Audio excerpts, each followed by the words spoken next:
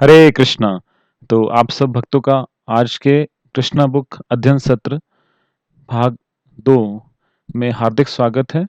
आप में से बहुत सारे भक्तों ने रिसेंटली ही ये ग्रुप ज्वाइन किया है, तो उनकी सुविधा के लिए हम बताना चाहेंगे कि हम प्रतिदिन अपन कृष्णा बुक का अध्ययन सत्र आधे घंटे के लिए करेंगे और यूट्यूब पे ये वीडियो आपको प्राप्त हो जाएगा हमारे चैनल पर। तो जैसा कि हमने आपको कल बताया था कि कृष्णा बुक को पढ़ने से पहले हम एक प्रार्थना का उच्चारण करते हैं, तो आप मेरे साथ साथ बोल सकते हैं, कृष्णा कृष्णा कृष्णा कृष्णा कृष्णा कृष्णा कृष्णा हे कृष्णा कृष्णा कृष्णा कृष्णा कृष्णा कृष्णा कृष्णा हे कृष्णा कृष्णा कृष्णा कृष्णा कृष्णा कृष्णा रक्षामाम् कृष्णा कृष्णा कृष्णा कृष्णा कृष्णा कृष्णा पाहि माम् राम राघव राम राघव राम राघव रक्षामाम् कृष्णा केशव कृष्णा केशव कृष्णा केशव पाहि माम्। तो श्री चैतन्य चरितमृत मध्य लीला से यह प्यार है, तो हम प्रतिदिन इसको जब भी कृष्ण बुक पढ़ेंगे तो हम इसको उच्चारण करेंगे। और श्रील प्रभुपाद जी जो इस्कॉन के संस्थापक आचार्य हैं, एसी भक्ति वेदांत स्वामी प्रभुपाद जी, उनका हम प्रणाम मंत्र बोलेंगे। नमः ओम विष्णुपादाय कृष्णा पृष्ठाय भूतले श्रीमते भक्ति वेदांत स्वामिन इति नामिने नमस्ते सारस्वते देवे गौरवाणी प्रचारिणे निर्विशेषा शून्यवादी पाश्चात्य देशतारिणे हरे कृष्णा कृष्णा कृष्णा हरे हरे हरे राम राम राम राम हरे हरे। तो आप सबकी जानकारी के लिए हम बताना चाहेंगे कि हमारा जो फर्स्ट टेस्ट है, यानी कि द फर्स्ट क्विज चैप्टर 1 पर होगा, ये कल है, यानी कि वेडनेसडे। हिंदी में आपको दिखा देते हैं। अध्याय 1 का जो एग्ज़ाम है या क्विज़ है 24 जून को है, बुधवार को रात्रि 8 साढ़े 8 बजे से लेकर 9:15 बजे तक। तो आप सबसे अनुरोध है कि आप इसमें ज़रूर पार्टिसिपेट करें। और इसमें हमारा जो डिवोटीज़ हैं उन सबको व्हाट्सएप के ऊपर गूगल फॉर्म का लिंक प्राप्त हो जाएगा। आप वहीं से उसको क्लिक करके इसमें पार्टिसिपेट कर सकते हैं। ऑलराइट, तो हमने जहाँ पर कल समाप्त किया था हम वहीं से पुनः प्रारंभ करते हैं। तो वसुदेव कंस को समझाने का प्रयास कर रहे हैं कि वो देवकी को ना मारे, और पूरा प्रयास कर रहे हैं, वो समझाने की कोशिश कर रहे हैं कि आप मृत्यु से इतना क्यों डर रहे हो। तो प्रभुपाद जी के हमने कल एक्सप्लेनेशन पढ़ा था, आगे पढ़ते हैं यहाँ से। मन बड़ा ही चंचल है, कभी यह कुछ स्वीकार करता है और तुरंत उसी वस्तु को अस्वीकार कर देता है। इंद्रिय तृप्ति के 5 विषयों रूप, रस, गंध, शब्द तथा स्पर्श के संपर्क से ही मन स्वीकार और अस्वीकार करता है। चिंतनशील विधि द्वारा मन इंद्रिय तृप्ति के विषयों के संपर्क में आता है और जीव इच्छा अनुसार विशेष प्रकार का शरीर प्राप्त करता है। तो यहाँ पे बताया जा रहा है कि एक्चुअली में कैसे व्यक्ति को शरीर प्राप्त होता है, किस बेसिस पर। तो यहाँ बताया जा रहा है कि जो मन है वो इंद्र तृप्ति के 5 विषयों, हमारे पास 5 इंद्रियां हैं, आंखें, नाक, कान, जिह्वा और त्वचा।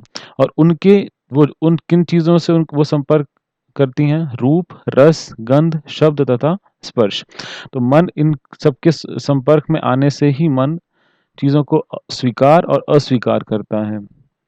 तो जैसे-जैसे जिस-जिस चीज़ विषयों के संपर्क में मन आता है, उसी प्रकार के उसके अंदर इच्छाएँ जागृत होती हैं। तो यानी चिंतन करने से। इस प्रकार चिंतनशील विधि द्वारा मन इंद्रिय तृप्ति के विषयों के संपर्क में आता है और जीव इच्छा अनुसार, यानी कि जैसी इच्छाएँ उसकी फिर बनती हैं, विशेष प्रकार का शरीर प्राप्त करता है। इस प्रकार शरीर भौतिक प्रकृति के नियमों द्वारा प्रदत्त एक उपहार है। जीव शरीर ग्रहण करके अपने शरीर की रचना के अनुसार इस जगत में सुख भोगने या दुख सहने के लिए फिर से आता है। किसी विशेष शरीर के बिना हम विगत जीवन से प्राप्त मानसिक दशा के अनुसार सुख या दुख का अनुभव नहीं कर सकते। हमें विशेष प्रकार का जो शरीर मिलता है, वह मृत्यु के समय हमारी मानसिक दशा के अनुसार ही मिलता है। तो यहाँ पे प्रभुपाद जी बता रहे हैं कि भगवद गीता में जैसे भगवान बताते हैं कि जिस प्रकार की आपकी चेतना, आपकी मानसिक दशा आपकी मृत्यु के समय होगी, उसी प्रकार का शरीर आपको अगला प्राप्त होगा। सूर्य, चंद्र या नक्षत्र जैसे प्रकाशमान लोकों का प्रतिबिंब जल, तेल या घी जैसे विभिन्न प्रकार के आगारों में पड़ता है। यह प्रतिबिंब पात्र की गति के ही अनुसार हिलता डुलता है। चंद्रमा का प्रतिबिंब जल पर पड़ता है और जब जब के हिलने से चंद्रमा हिलता प्रतीत होता और जल के हिलने से चंद्रमा भी हिलता प्रतीत होता है। तो प्रभुपाद जी बता रहे हैं कि अ, अगर आपको कोई प्रतिबिंब यानी रिफ्लेक्शन दिखता है मून या सन का, चंद्रमा का, तो ऐसा प्रतीत होता है कि जब वायु चलती है, हवा चलती है, तो वो प्रतिबिंब हिलता है, लेकिन वास्तव में चंद्रमा नहीं हिलता नहीं है। इसी प्रकार मानसिक कल्पना या मनोधर्म से जीव विभिन्न प्रकार के शरीर ग्रहण करता है, यद्यपि उसका इन शरीरों से कोई संबंध नहीं होता, किंतु माया के प्रभाव से मोहित होने के कारण जीव सोचता है कि उसका संबंध एक विशेष प्रकार के शरीर से है। बद्ध जीवों की यही जीवन शैली है। मान लो कि कोई जीव इस समय मनुष्य शरीर को प्राप्त है।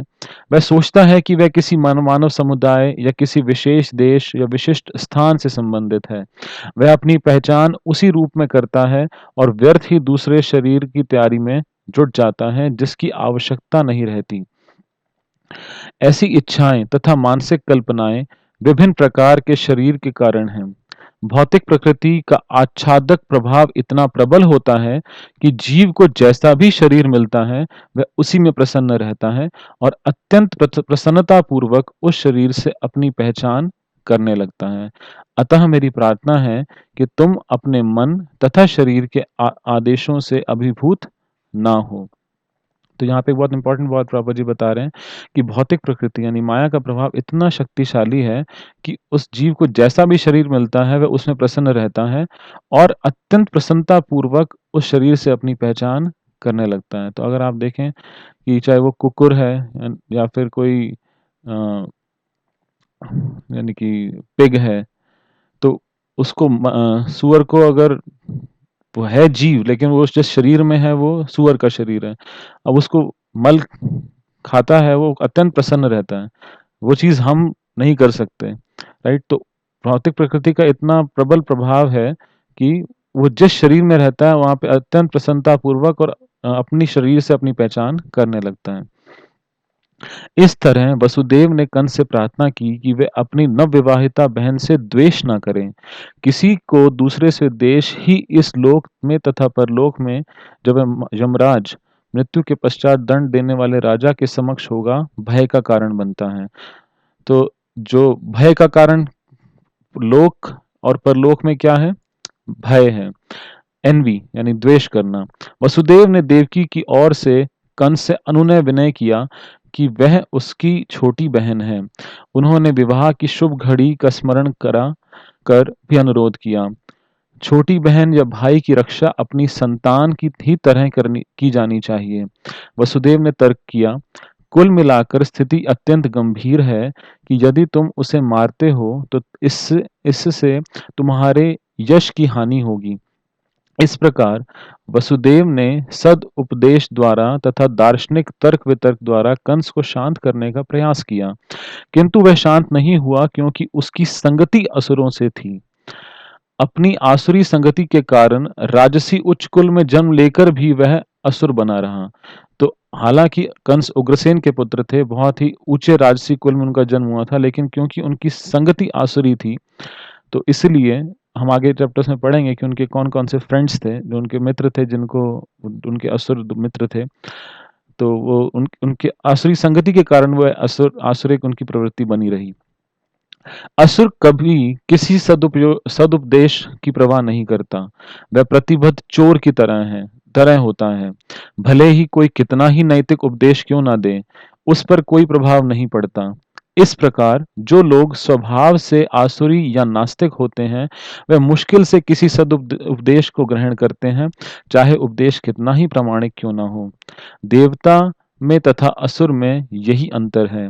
जो लोग सदुपदेश ग्रहण करके उसके अनुसार जीवन बिताने का प्रयास करते हैं, वह देवता कहलाते हैं, और जो ऐसे सदुपदेश को ग्रहण करने में असक्षम होते हैं, वह असुर कहलाते हैं। तो ये बहुत अच्छी डेफिनेशन, एक परिभाषा प्रभुपाद जी यहाँ पर दे रहे हैं कि देवताओं और असुरों में क्या अंतर है। कि देवता सदुपदेश को ग्रहण करके उसके अनुसार जीवन बिताने का प्रयास करते हैं, और जो असुर हैं वह सदुपदेश को ग्रहण करने में ही असक्षम होते हैं, और यदि उनको कोई दे भी तो उसके ऊपर उनका कोई प्रभाव नहीं पड़ता। जैसे एक प्रतिबद्ध चोर, यानी कि एक हठी चोर, कि उसको कितनी भी पिटाई होए तो वो कभी मानता नहीं है, फिर चोरी करता है। जब वसुदेव कंस को शांत करने में असफल रहे, तो वह असमंजस में पड़ गए कि वे अपनी पत्नी देवकी को किस तरह रक्षा करें। संकट आसन होने पर बुद्धिमान व्यक्ति को चाहिए कि यथासंभव इस संकटमय स्थिति से बचने का प्रयास करे, किंतु यदि सारी बुद्धि लगाने पर भी वह विकट स्थिति को टालने में असफल रहे, तो यह उसका दोष नहीं है। मनुष्य को चाहिए कि जहां तक हो सके अपना कर्तव्य निभाए, किंतु यदि उसका प्रयास विफल रहे तो इसमें उसका दोष नहीं है। वसुदेव अपनी पत्नी के विषय में इस तरह सोचने लगे, इस समय तो मैं देवकी के प्राणों की रक्षा करूंगा, तत्पश्चात यदि हमारी संतानें हुई तो उन्हें बचाने का उपाय सोचूंगा। उन्होंने आगे सोचा, यदि भविष्य में मेरे कोई संतान होती है जो कंस को मार सके जैसा कि कंस सोचता है, तो देवकी तथा वह संतान दोनों ही बच जाएंगे, क्योंकि विधि के विधान अचिंत्य है। किंतु इस समय तो किसी तरह मुझे देवकी के प्राणों की रक्षा करनी ही है। इसका कोई भरोसा नहीं है कि जीव किसी तरह किसी विशेष प्रकार के शरीर से संपर्क करे। ठीक वैसे ही जैसे दहकती अग्नि का कोई भरोसा नहीं कि जंगल में वह किस प्रकार के काष्ठ एक विशेष काष्ठ के संपर्क में आती है।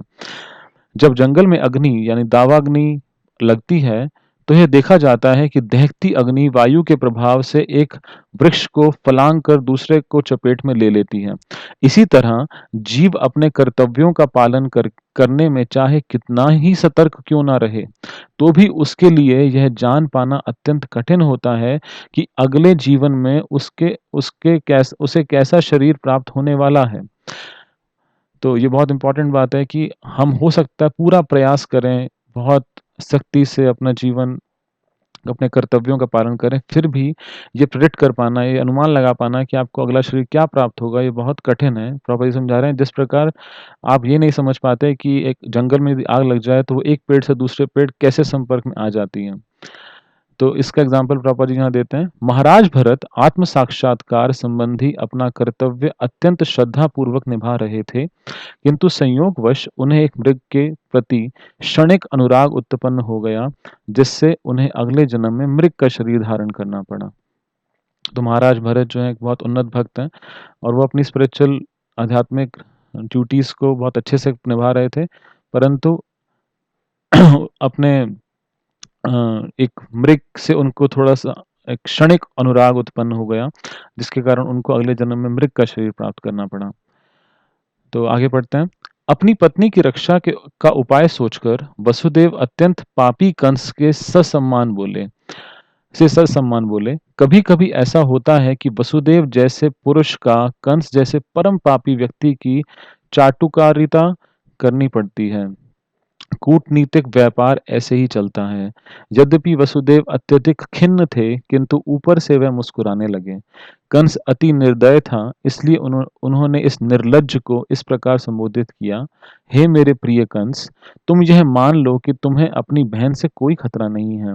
तुम्हें खतरे की आशंका इसलिए है क्योंकि तुमने आकाशवाणी सुनी है, किंतु यह खतरा तो तुम्हारी बहन के पुत्रों से आना है, जो इस समय यहाँ उपस्थित ही नहीं है, और कौन जानता है कि भविष्य में पुत्र हो या नहीं। इस विचार से तुम अभी सुरक्षित हो, ना ही तुम्हें अपनी बहन से डरने का कोई कारण है। यदि उसके पुत्र उत्पन्न होते हैं तो मैं वचन देता हूँ कि मैं उन सब को लाकर अवश्य कार्यवाही के लिए तुम्हारे समक्ष प्रस्तुत करता रहूँगा। तो फाइनली वसुदेव जी ने अपना फाइनल ट्रम्प कार्ड यूज़ किया। उन्होंने कहा कि देखो, देवकी से तो आपको कोई खतरा है नहीं, बच्चों से है, यानी पुत्र से है, वो भी 8वें पुत्र से। तो मैं आपको प्रॉमिस करता हूँ, मैं आपको वचन देता हूँ कि मैं आपको जो भी संतान होगी मैं आपके समक्ष लेकर आऊँगा और आपको आवश्यक कार्यवाही के लिए प्रस्तुत करूँगा। कंस वसुदेव के वचनों के महत्व को जानता था और वह उनके तर्क से आश्वस्त हो गया। फलतः उस समय वह अपनी बहन के जघन्य वध से विरत हो गया। इस प्रकार वसुदेव प्रसन्न हुए और उन्होंने कंस के निर्णय की प्रशंसा की तथा अपने घर लौट आए। तत्पश्चात देवकी के प्रतिवर्ष एक संतान हुई। समय आने पर वसुदेव तथा देवकी ने 8 पुत्रों तथा एक कन्या को जन्म दिया। जब पहला पुत्र उत्पन्न हुआ तो वसुदेव अपने वचन के अनुसार उसे कंस के पास तुरंत ले आए। कहा जाता है कि वसुदेव अपने वचन के लिए अत्यंत विख्यात थे और वह अपना यश बनाए रखना चाहते थे। यद्यपि नवजात पुत्र को कंस के हाथों में सौंपना वसुदेव के लिए अत्यंत कष्टप्रद था, किंतु इससे कंस अत्यंत प्रसन्न हुआ। वह वसुदेव के आचरण से कुछ कुछ दर्याद्र हो उठा। यह अत्यंत आदर्श घटना है। वसुदेव जैसे महात्मा के लिए अपना कर्तव्य पालन करते हुए कुछ भी कष्ट नहीं होता। वसुदेव जैसा विद्वान पुरुष बिना हिचक के अपना कर्तव्य पालन करता है, जबकि कंस जैसा असुर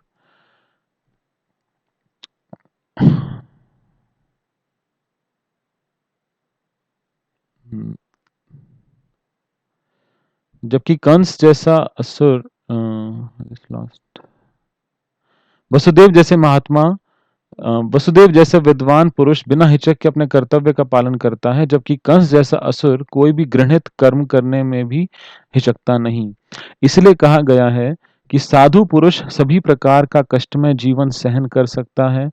विद्वान पुरुष अनुकूल परिस्थितियों की प्रतीक्षा किए बिना अपना कार्य कर सकता है और कंस जैसा निशंस यानी एटोशियस व्यक्ति कोई भी पाप कर सकता है और एक भक्त भगवान को प्रसन्न करने के लिए सब कुछ न्यौछावर कर सकता है। तो यहाँ पे एक भक्त की या एक डिवोटी की डेफिनेशन दी गई है कि एक ऐसा एक ऐसी पर्सनालिटी, एक ऐसा व्यक्तित्व जो भगवान की प्रसन्नता के लिए सब कुछ न्यौछावर कर सकता है। वसुदेव के व्यवहार से कंस संतुष्ट हो गया। वह यह देखकर आश्चर्यचकित था कि वसुदेव के अपने वचनों का पालन किया। अतः उन पर दयालु तथा प्रसन्न होकर इस प्रकार बोलने लगा, हे वसुदेव, इस पुत्र को मुझे भेंट करने की कोई आवश्यकता नहीं है। मुझे इस पुत्र से कोई खतरा नहीं है। मैंने सुना है कि तुम्हारा तथा देवकी का 8वां पुत्र मुझे मारेगा, तो फिर मैं इस पुत्र को व्यर्थ ही क्यों स्वीकार करूं? तुम इसे वापस ले जा सकते हो। जब वसुदेव अपने प्रथम पुत्र को लेकर घर लौट रहे थे, तो यद्यपि वे कंस के व्यवहार से प्रसन्न थे, तथापि उन्हें उस पर विश्वास नहीं हो रहा था, क्योंकि वे जानते थे कि कंस किसी के वश में नहीं है। एक नास्तिक पुरुष कभी भी अपने वचन का पक्का नहीं हो सकता। जो व्यक्ति अपनी इंद्रियों को वश में नहीं रख सकता, वह अपने संकल्प में किस प्रकार दृढ़ हो सकता है।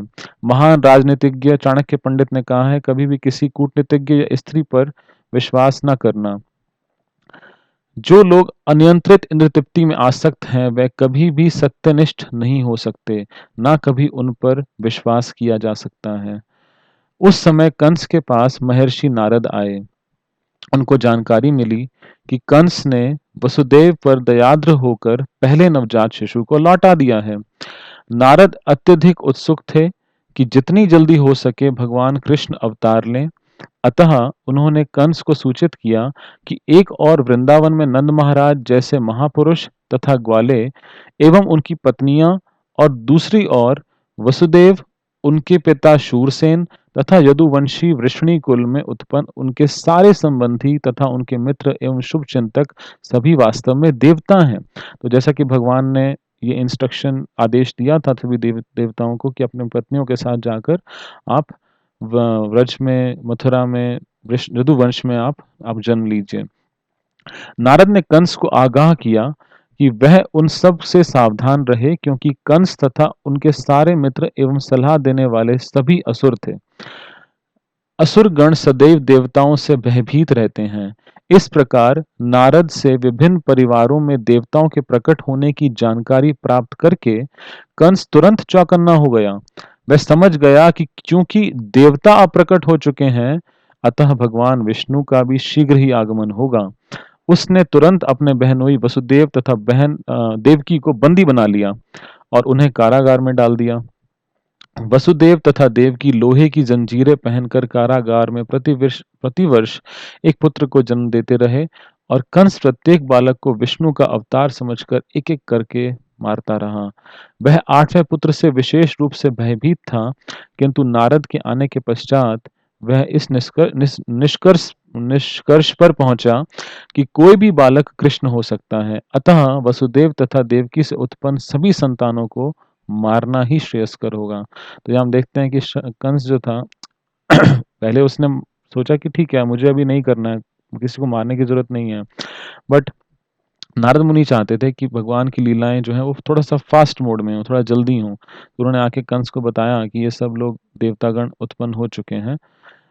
कंस के इस व्यवहार को समझ पाना बहुत कठिन है, और इस कारण से कंस ने फिर डर के मारे सभी बच्चों को वध करना शुरू किया और देवकी और वसुदेव जी को कारागार में डाल दिया। तो कंस के इस व्यवहार को समझ पाना बहुत कठिन नहीं है। संसार के इतिहास में ऐसे अनेक उदाहरण प्राप्त हैं जब राज परिवार के लोगों ने अपनी अभिलाषा की पूर्ति के लिए अपने पिता, भाई या सारे परिवार तथा मित्रों का वध किया है।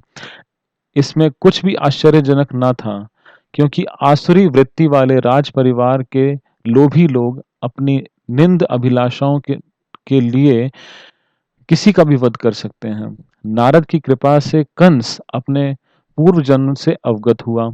उसे पता चला कि वह पूर्व जन्म में काल नेमी नामक असुर था, जिसका वध विष्णु द्वारा हुआ था।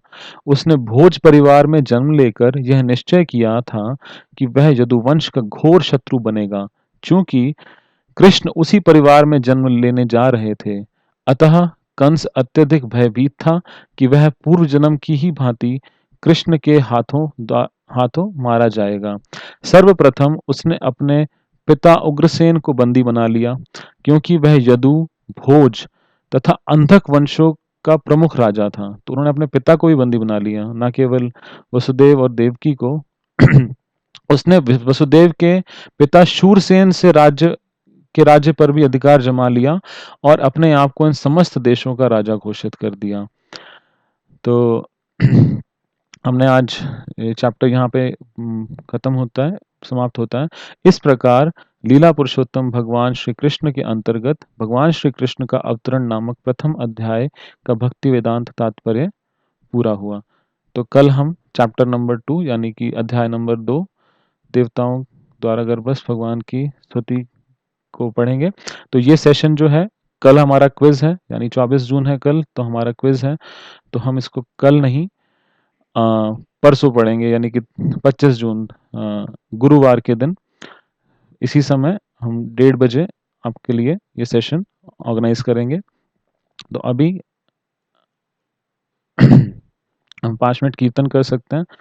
और आप सब भक्तों की जानकारी के लिए हम आपको एक और चीज़ बताना चाहेंगे कि हम प्रतिदिन, आप में से बहुत सारे भक्त इस्कॉन से कहीं ना किसी प्रकार से जुड़े हैं, तो अगर आप मंगल आरती ऑनलाइन टेम्पल की अटेंड करते हैं तो बहुत अच्छी बात है। लेकिन अगर कुछ लोग नए हैं या आप लोग को हम केवल एक जानकारी देना चाहते हैं कि हम प्रतिदिन मंगल आरती सुबह 5:15 से 4:45 तक मंगल आरती करते हैं। उसमें 3 या 4 आरतीज होती हैं, तो उसका लिंक हम व्हाट्सएप ग्रुप्स पे शेयर कर देंगे। आप वहाँ से अगर आप चाहें तो आप ज्वाइन कर सकते हैं। ठीक है, तो हम थोड़ी सी देर 5 मिनट कीर्तन करते हैं और फिर हम इस सेशन को विराम देंगे। हरे कृष्णा कृष्णा कृष्णा हरे हरे, हरे राम राम राम हरे हरे, हरे कृष्ण कृष्ण कृष्ण हरे हरे, हरे राम राम राम हरे हरे, हरे कृष्ण कृष्ण कृष्ण हरे हरे, हरे राम राम राम हरे हरे, हरे कृष्ण कृष्ण कृष्ण हरे हरे, हरे राम राम राम हरे हरे, हरे कृष्ण कृष्ण कृष्ण हरे हरे, हरे राम राम राम हरे हरे, हरे कृष्ण कृष्ण कृष्ण हरे हरे, हरे राम राम राम हरे हरे, हरे कृष्ण कृष्ण कृष्ण हरे हरे, हरे राम राम राम हरे हरे, हरे कृष्ण कृष्ण कृष्ण हरे हरे, हरे राम राम राम हरे हरे, हरे कृष्ण कृष्ण कृष्ण हरे हरे, हरे राम राम राम हरे हरे, हरे कृष्ण कृष्ण कृष्ण हरे हरे,